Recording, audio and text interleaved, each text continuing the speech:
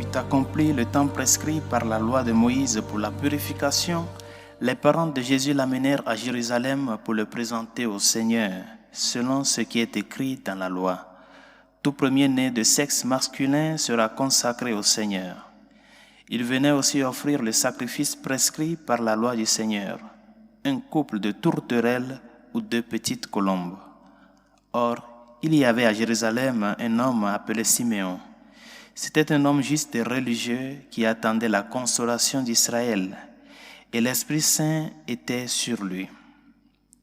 Il avait reçu de l'Esprit Saint l'annonce qu'il ne verrait pas la mort avant d'avoir vu le Christ, le Messie du Seigneur.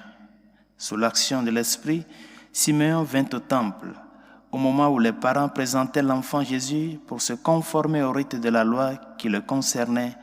Siméon reçut l'enfant dans ses bras et il bénit Dieu en disant : « Maintenant, ô Maître souverain, tu peux laisser ton serviteur s'en aller à paix selon ta parole, car mes yeux ont vu le salut que tu préparais à la face des peuples, lumière qui se révèle aux nations et donne gloire à ton peuple Israël. » Acclamons la parole de Dieu. Louange à toi, Seigneur Jésus. D'habitude, quand nous nous rencontrons pour une première fois avec une personne, nous échangeons les présentations. On s'échange les présentations. Par exemple, bonjour, je suis Hervé. Et l'autre répond, Daniel, enchanté. Non. On s'échange les présentations. Cet échange de présentations donne lieu à une rencontre effective. C'est-à-dire que les 2 personnes sont en train de se dire l'un à l'autre confiance, sois rassuré. C'est un autre moi, c'est un autre toi qui est devant toi. Sois rassuré, sois confiant.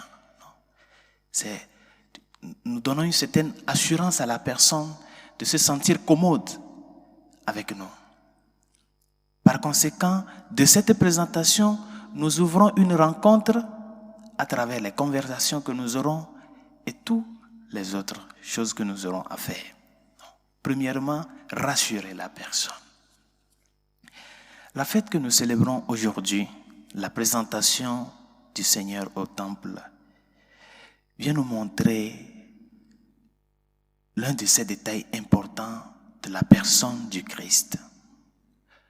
D'une part, cette petite offrande des pauvres qu'ils ont présentée selon la loi, parce que les 2 tourterelles, les 2 colombes, c'est la prescription que la loi demande aux familles pauvres pour ces présentations-là. Donc, le Seigneur se manifeste dans sa petitesse. Il vient se manifester. Mais il vient se manifester, partant de cette petitesse, il se révèle comme une vérité immense. Cette vérité immense qui est celle-ci. Jésus-Christ est lumière, non seulement du peuple d'Israël, mais pour toute l'humanité. Et c'est ce que le vieux Siméon a confirmé à travers cette prophétie. Le Seigneur est lumière de nos vies et de nos cœurs. Il se manifeste partant de cette petitesse, de cette petite offrande, mais il se manifeste comme la grande lumière qui est venue éclairer tous les cœurs. C'est pour cela, bien chers amis, les paroles de Siméon ne sont pas seulement les paroles d'un vieillard qui attend patiemment l'accomplissement d'une promesse qui lui a été faite, mais c'est aussi les paroles de toute l'humanité qui, sans Jésus-Christ, erre dans l'obscurité et sans aucun horizon. Et les ténèbres et la nuit ont toujours fait peur à l'homme. Surtout quand tu te rencontres dans un lieu où tu ne connais pas. Si tu es dans les ténèbres, tu marches dans les ténèbres, il y a une certaine insécurité en toi. À moindre bruit, tu sursautes, non? Parce que tu ne sais pas ce qui va se passer. Il y a une certaine insécurité. Les ténèbres ont toujours fait peur à l'homme. Non pas seulement à cause des difficultés qu'elles engendrent de ne pas pouvoir marcher, avancer comme cela se doit et agir convenablement, mais surtout parce qu'elles représentent le pouvoir du mal, non? Et l'espace à travers lequel le mal agit.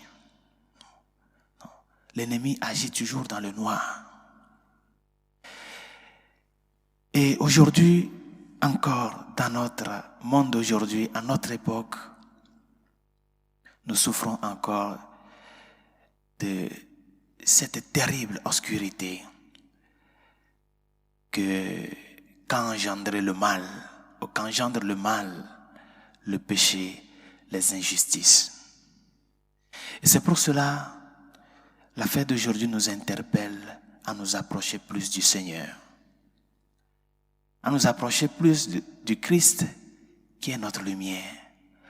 Parce que plus nous sommes proches de lui, plus nous sommes en sécurité de pouvoir avancer sans aucune peur, sans aucune crainte, avancer avec lui. Parce qu'il y a toute une marge de lumière qui nous aide à pouvoir avancer. Mais également, étant plus proches du Seigneur, nous parvenons à découvrir qui nous sommes. Nous parvenons à faire la vérité sur notre personne. Parce que quand tu es proche de la lumière, plus tu es proche de la lumière, plus tu reconnais les petites taches qu'il y a sur toi. Quand tu portes un habit, non, qui est taché, si tu es loin, tu aperçois seulement les grandes taches, non? Mais quand tu es plus proche de la lumière vive, les petites taches aussi s'aperçoivent. Et donc, approchons-nous du Seigneur et laissons-nous qu'il nous aide. Il est la lumière qui vient illuminer nos chemins. Le chemin de la vie, le chemin de l'amour, le chemin de la justice. Et c'est pour cela que Saint Jean insiste beaucoup sur cet aspect présent de la vie du Christ. Jésus-Christ comme lumière de ta vie, lumière de ma vie et lumière du monde. Personne ne peut vivre dans les ténèbres. Les ténèbres ne permettent pas à l'homme de pouvoir vivre, sinon qu'elles l'enfoncent dans le mal. Personne ne peut vivre dans les ténèbres. Et c'est pour cela que nous tous, nous avons besoin d'aimer et d'être aimés. Parce que c'est une manifestation de cette lumière-là qui se donne dans cet amour. Et une fois que nous avons fait l'expérience et que nous avons découvert vraiment, nous parvenons à découvrir vraiment cette lumière première qui est le Seigneur, nous sommes appelés à notre tour à illuminer les autres de par nos bonnes œuvres, de par notre comportement, de par nos actions. Nous sommes appelés à illuminer les autres, à illuminer cette société d'injustice, cette société de corruption, cette société qui fait plus du mal aux faibles.